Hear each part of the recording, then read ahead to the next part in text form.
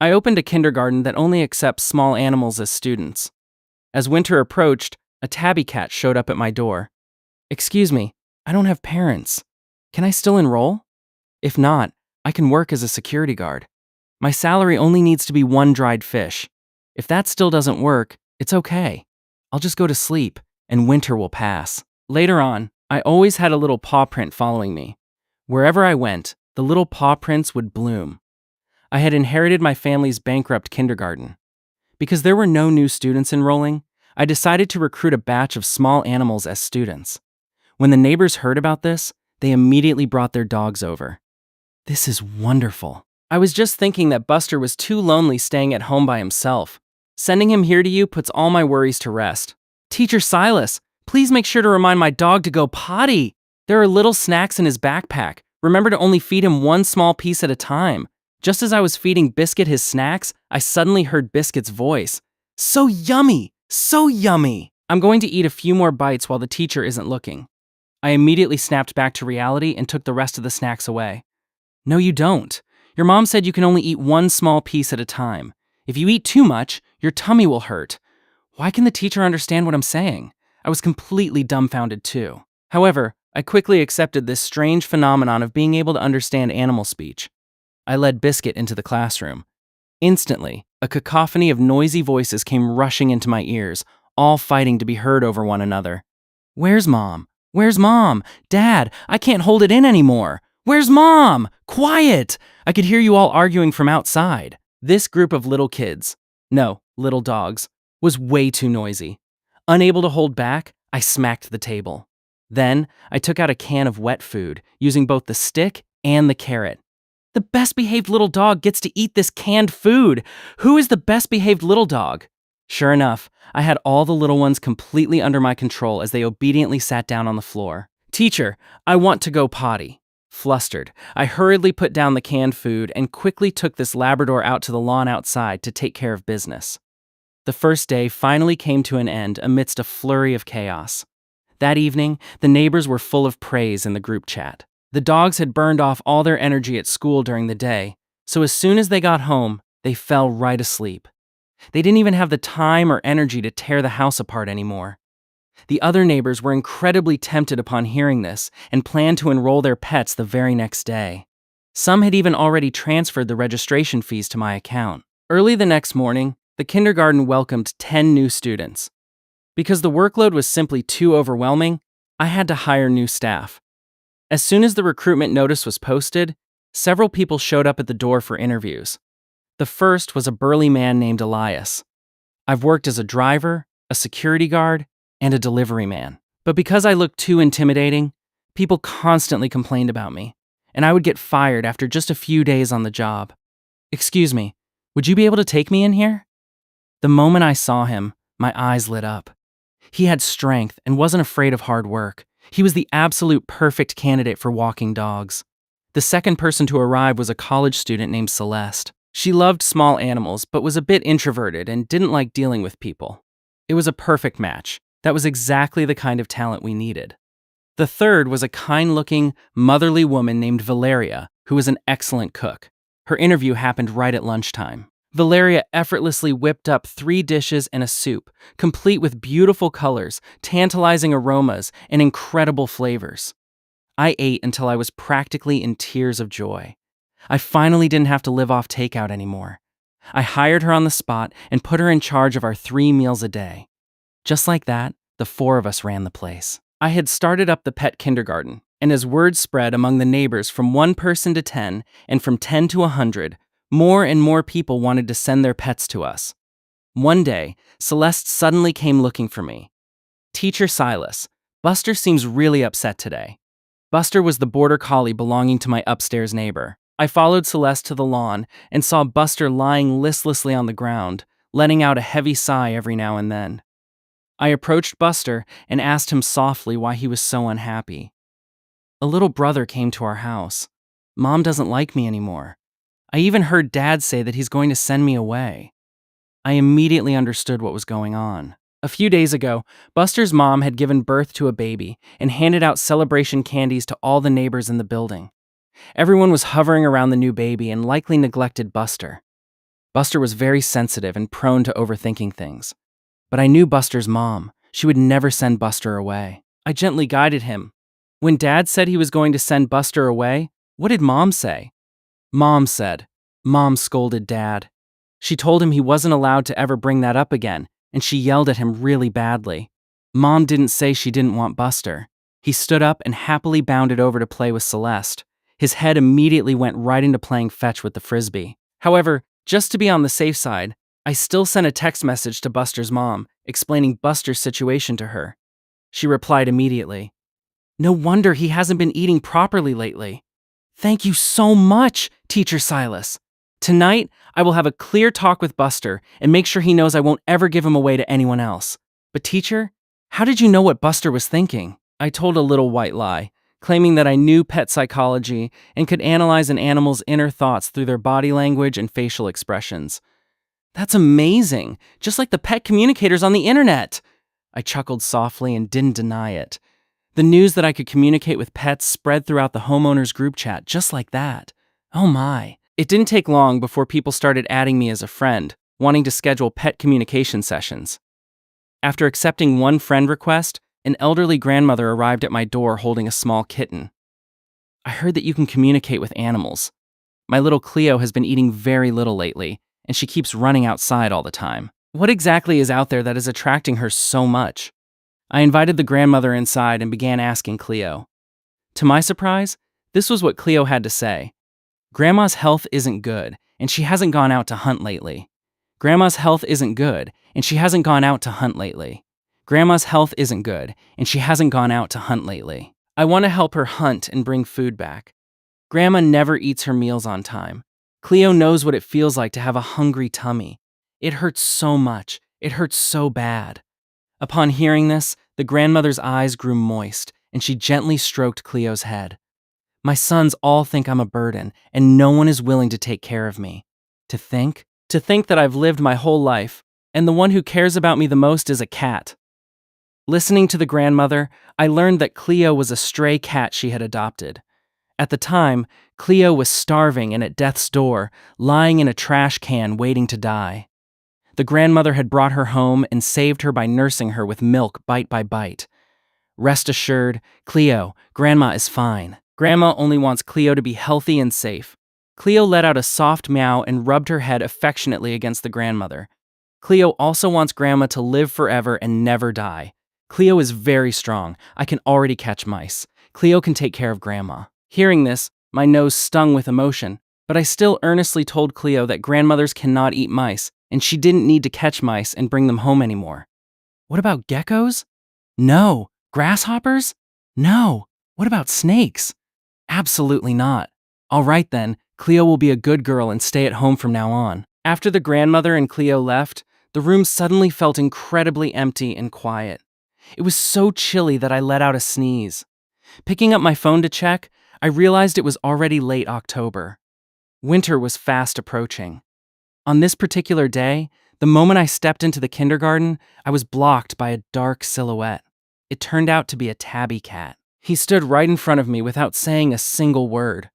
But when I stepped left, he stepped left. When I stepped right, he stepped right, entirely blocking my path. Can I help you with something?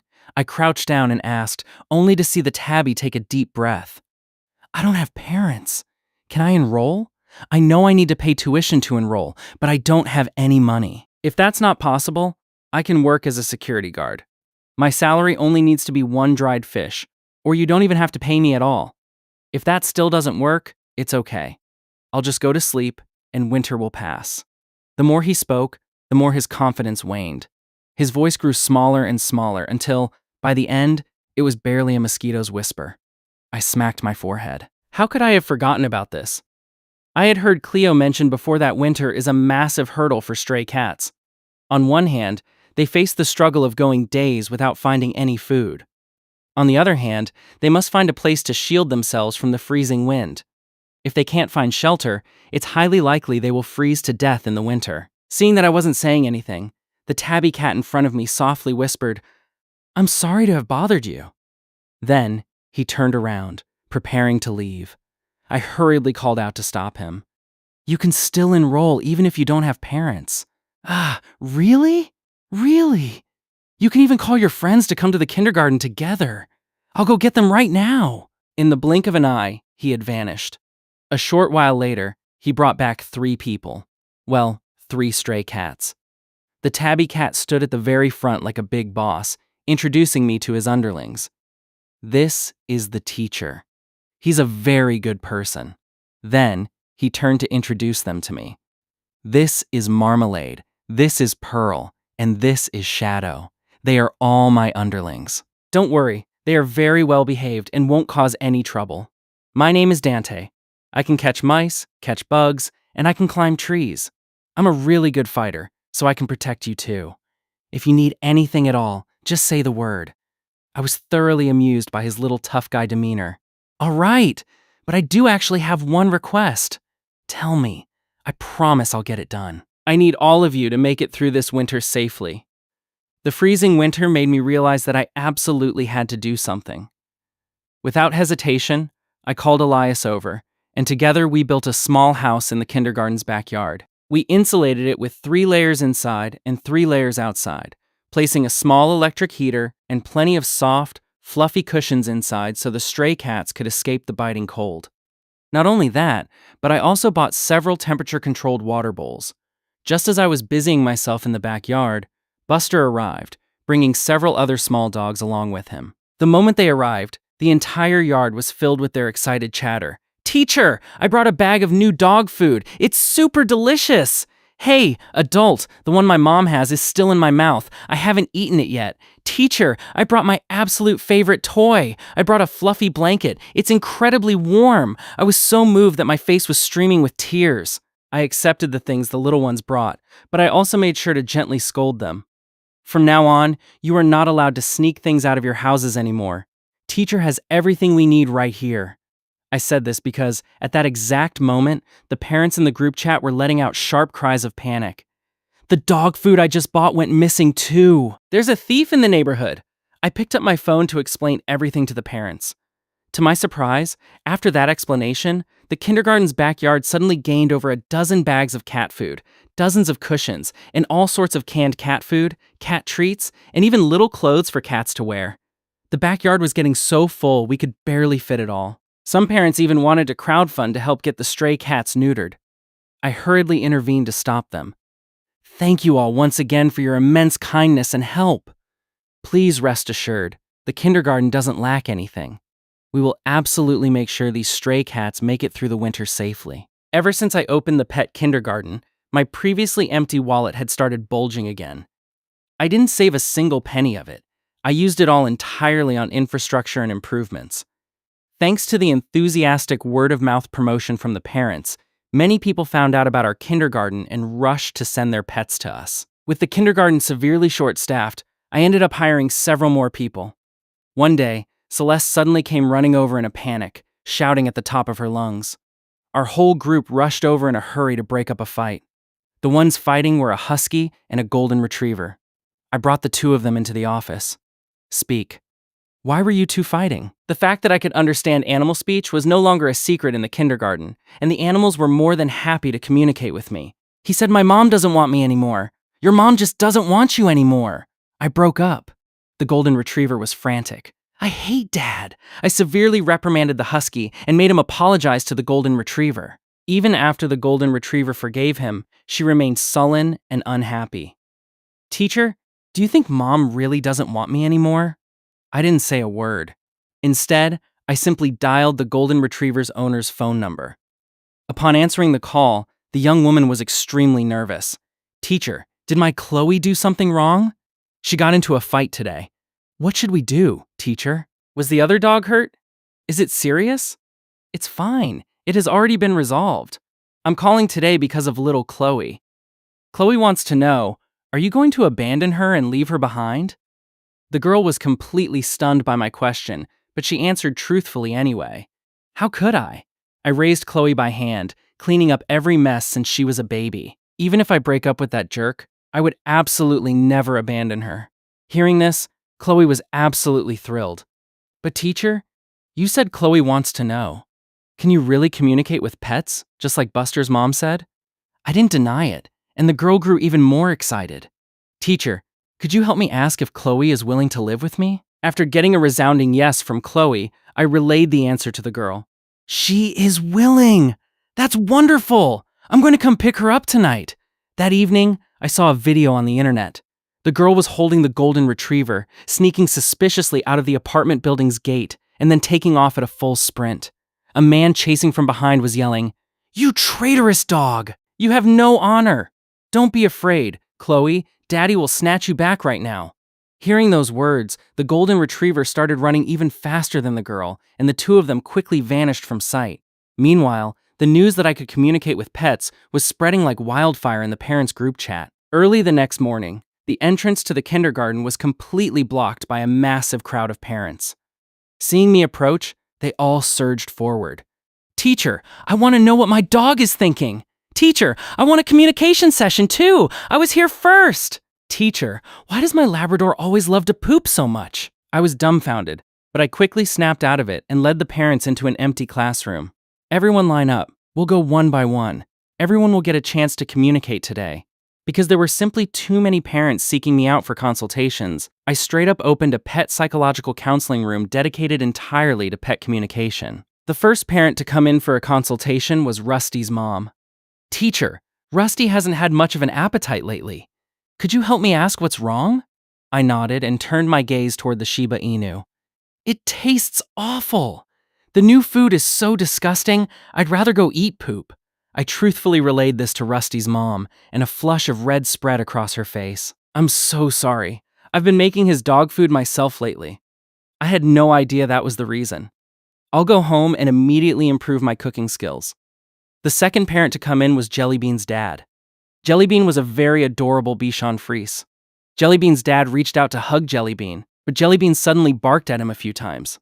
Teacher, this is the exact question I want to ask. Why has my Jellybean been refusing to let me hold him lately? Jellybean says you threw his best friend away, and he is very angry. Best friend? Yes, just like Jellybean, something completely white. Did you have 2 dogs at home before? No, I've only ever raised Jellybean. I asked Jellybean to continue describing what his best friend looked like, but because his vocabulary was so limited, he just kept repeating the same words over and over. Now I was completely stumped too, so I continued to gently guide Jellybean to give me more information. Does it bark? No. Does it walk? No. How could Little White walk? Are you dumb or am I dumb? Perhaps it's not a living thing. Not a living thing. I remember now. It's a plush toy. It's a stuffed toy I won from a claw machine. Jellybean absolutely loved it. He had to have it with him when he ate, drank, and slept. But when my relative's kid came over, the child threw a crying fit wanting the toy, so I gave it to the kid. I had no idea Jellybean loved it this much. I'm going to call my relatives and ask for it back right now. With that, Jellybean's dad stood up and walked off to make the phone call. The last person to come in for a consultation was Cedric's mom. Cedric was a poodle who was usually incredibly well-behaved, a kind-hearted little fluffball. Cedric's mom, however, had dark circles under her eyes and looked as though she hadn't had a good night's sleep in a very long time. Teacher, when Cedric gets home at night, he always barks wildly at the front door. Once he starts, he'll bark for an entire hour. Why on earth is he doing this? I was puzzled as well. Logically speaking, he should have burned through all his energy at school and collapsed into bed the moment he got home. I first went to ask Cedric's homeroom teacher, only to discover that Cedric had been sleeping through his classes lately. This was highly unusual. I asked Cedric's mom, could there be someone outside the door? I suspected that at first, too. I mustered up the courage to open the door, only to find absolutely nothing outside. Even the motion sensor lights weren't on. I needed to ask Cedric personally. Cedric, wake up. I woke up the dozing Cedric and asked him why he had been barking at the front door. Cedric suddenly became energized and chattered away at length, giving me a non-stop explanation. I extracted the main points and relayed them to Cedric's mom. There is someone outside your door. It's likely a burglar, but this person is very smart. The moment he hears you opening the door, he hides in the stairwell. Cedric has been very brave. By barking all night, the person feared you would be alerted and didn't dare break in. After hearing this, Cedric's mom covered her mouth in shock. Then, can I still go home tonight? You can, but we need to prepare in advance to make sure he doesn't walk away from this. Cedric's mom called the police ahead of time, and the officers found markings left by the burglar near her door. After pulling the security footage, they discovered a suspicious person who had been constantly loitering downstairs. He would frequently look up to count the floors, seemingly trying to confirm if anyone was home. That night, at Cedric's mom's request, I stayed with her at her apartment. The police hid out in the stairwell, ready to catch the thief right in the trap. The hands of the clock ticked by slowly until it struck 1 a.m. While everyone was fast asleep, Cedric suddenly jolted awake from my arms and sprinted to the door. Someone is here. I hurriedly covered Cedric's mouth, preventing him from letting out a bark and alerting the intruder. The person waited outside the door for a while. After confirming there was no one awake inside, he pulled out his burglary tools and began to pry the door open with a loud crunching sound. The exact second he popped the door open, Cedric let out a low growl and lunged forward. The man realized something was wrong and turned around to run. However, the police officers who had been waiting in the stairwell for a long time immediately tackled him to the ground and slapped handcuffs on his wrists. After being interrogated by the police, it turned out this man was an experienced burglar. His target was the entire apartment building, but he was stopped dead in his tracks at his very first target by Cedric. Cedric is so brave! Hearing everyone's praise, Cedric lifted his head high and strutted around proudly. Then, he tugged at my pant leg with his teeth. Teacher, am I the absolute best little dog? I nodded my head. Then, can I have canned food tomorrow? Yes. On my way back, after everything was wrapped up, Dante was waiting for me at the entrance of the kindergarten, his eyes gleaming in the dark like high-beam headlights. Seeing me approach, he instantly sprinted toward me. Teacher, you're back. Dante did absolutely not miss you. I missed you too. We walked side by side down the street, one person and one cat, casually chatting. You know, my name isn't actually Teacher, but everyone calls you Teacher. True, but my name isn't Teacher. Dante doesn't want to know your name at all. My name is Silas. Dante doesn't want to know. Yet, I heard him quietly muttering under his breath. Silas, Silas. It was as if he was trying to carve it deeply into his heart. The following day, a strange girl sought me out. Excuse me, does the kindergarten accept kittens? I'd like to foster my kittens here. The kindergarten did accept kittens, but this girl was covered in bruises from head to toe. In the freezing December weather, she was only wearing a thin, flimsy jacket, while clutching the only piece of warm clothing she had tightly to her chest. Seeing that I wasn't speaking, the girl grew anxious. I have money. I can pay you. She pulled out crumpled up bills from her pocket, all small change in denominations of 10s, 5s, and 1s.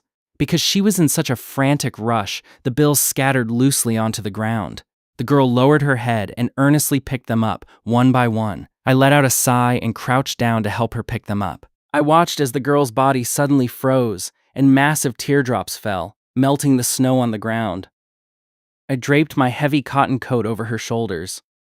It was only then that I realized the clothes the girl was clutching to her chest were wrapped around a whole litter of newborn kittens. Because of the girl's large movements, the little kittens woke up. Each of them was brimming with energy, crawling wildly all over the place. The girl frantically scrambled to grab them back. Celeste popped out from who knows where holding a cardboard box and carefully placed the newborn kittens into the box one by one. Director, please just take them in. It's so heartbreaking. Elias and Valeria had also appeared behind me at some point. Yes, Director, please take them in. This child has a kind heart. Don't let her freeze her body in the dead of winter. Everyone was staring at me with watery, pleading eyes. I never said I wasn't going to take them in. Hurry up and get inside. It's freezing out here. Just like that, the kindergarten gained a few new students. The newborn kittens were incredibly demanding. Even Dante became overwhelmed with a flood of maternal instinct, guarding the kittens every single day and never leaving their side for a moment. Celeste, Elias, and Valeria came to check on the kittens dozens of times a day, but the one I couldn't stop worrying about was that suffering, emaciated girl. That day, after I took the kittens in, she insisted on giving me the money. I absolutely refused to take it, no matter what. If you don't take the money, I won't give the cats to you. I was forced to give in and accept her money. Valeria cooked her a hot meal, and Celeste gave her some of her own new clothes. I set up a small bed in the office so she could rest there. To my shock, the girl completely vanished the next day. We searched everywhere in the vicinity, but we couldn't find her again. Thinking back to the bruises all over her body, I was consumed by bitter regret. If I had known, I would have stayed the night in the room with her. In this freezing winter, did she even have anywhere to go? Dante suddenly walked past me. She probably won't survive this winter. What? She smells bitter. My old underlings also smelled bitter right before they froze to death.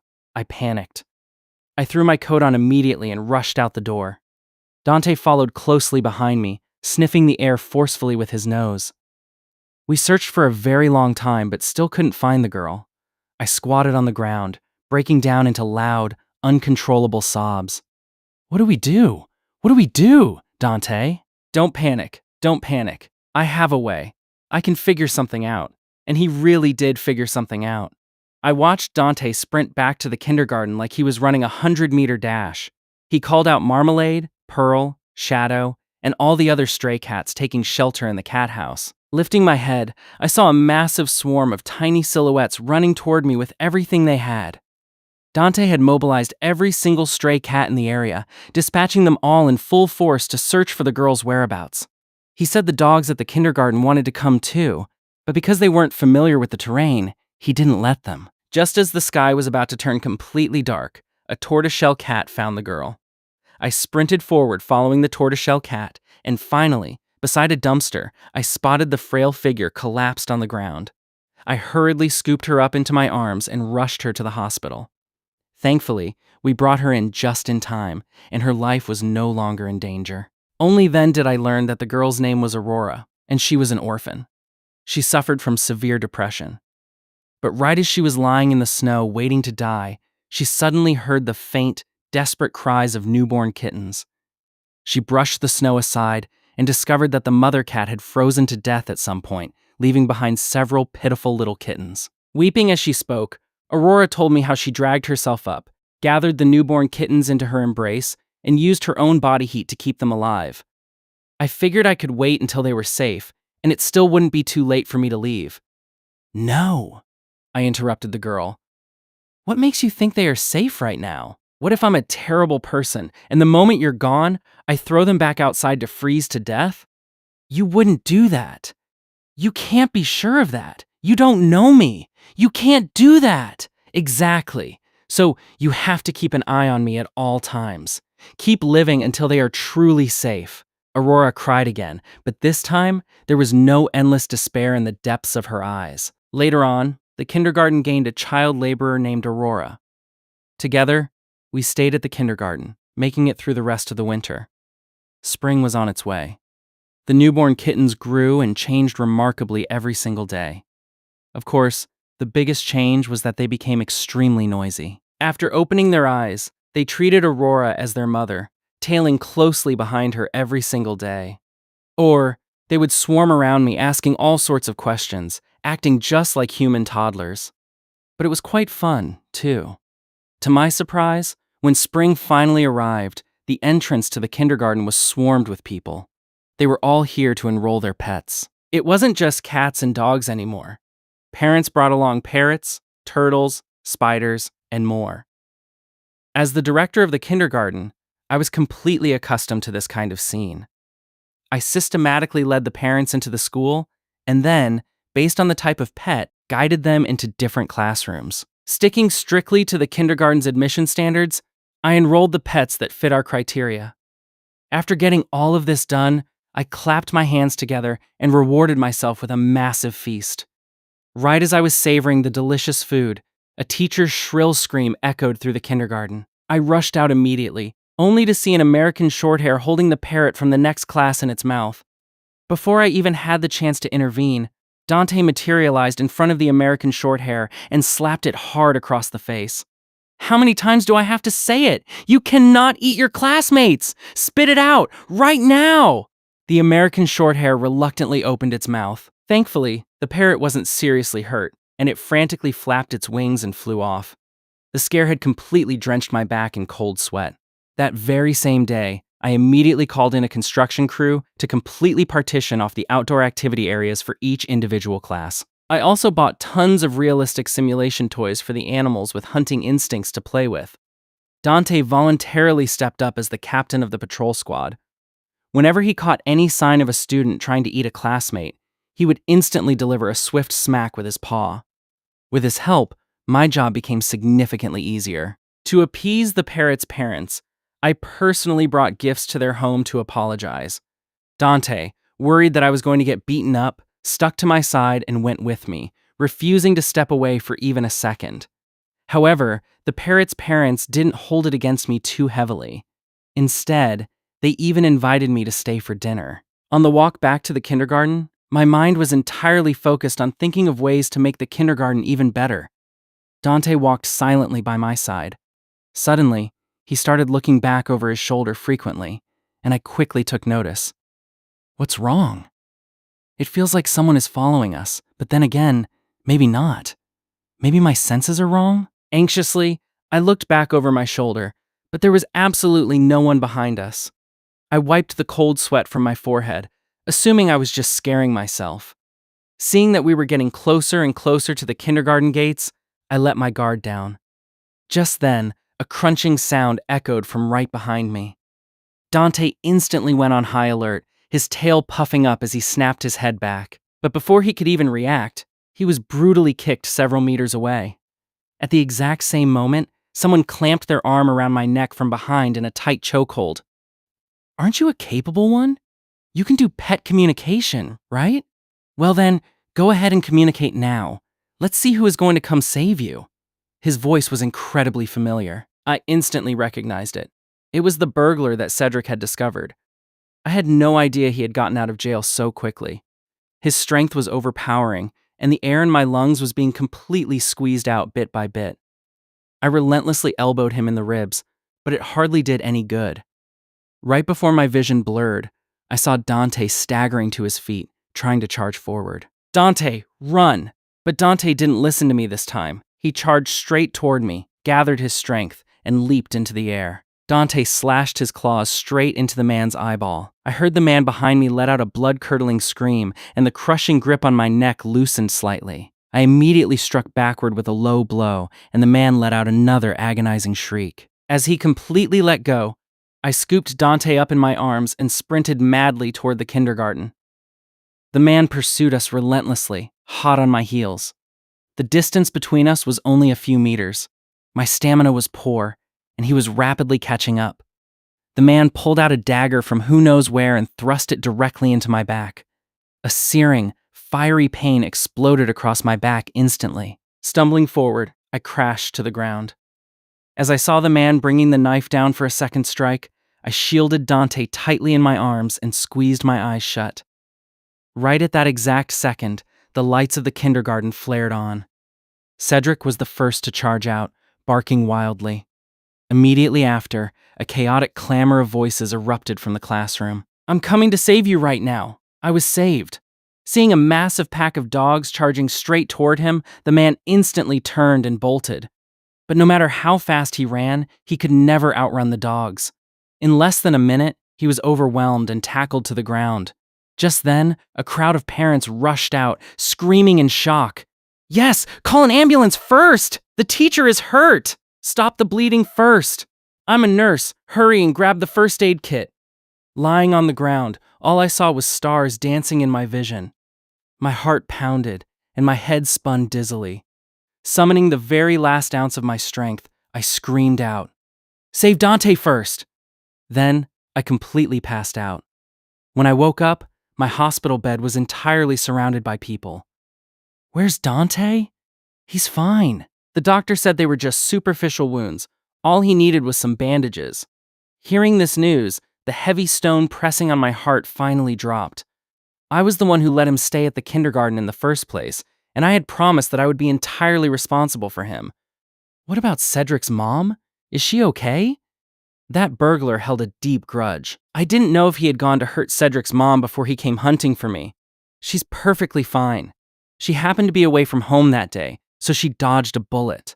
That's a relief. That burglar has already been taken away by the police. He committed intentional assault, so there's no way he's getting out without spending years in prison. Besides, by the time the police arrived, the dogs had already bitten him until he was covered in cuts and bruises, bleeding all over. He was howling in agony for the entire night. I nodded my head to show that I understood. However, I'm extremely curious. What were all of you doing at the kindergarten so late at night? The whole group scratched their heads, stammering and unable to give a clear answer. Finally, it was Aurora who told me. Yesterday was your birthday. Your parents are overseas, so you were all alone. Everyone wanted to celebrate your birthday, so we hid inside the classroom to throw you a surprise. We never expected that you would run into a bad guy outside. Not only did you not get to celebrate your birthday, but you also ended up in the hospital. So that was what happened. I had completely forgotten that yesterday was my birthday. Seeing the awkward, guilty expressions on everyone's faces, I broke into a wide smile. It's never too late for a do-over. I'll pick a good date, and we can all celebrate together. Let's make it 3 days from now, the 6-month anniversary of the kindergarten's opening. 3 days later, I snuck out of the hospital and returned to the pet kindergarten. Dante was the very first one to rush out and welcome me. Silas, Dante was not worried about you at all. I know. I was incredibly worried about Dante too. Dante let out a small humph and held his head high as he led the way in front of me. The moment I stepped into the classroom, party poppers went off with a loud bang and colorful confetti filled the air, painting an absolutely beautiful scene. I felt so happy and blessed.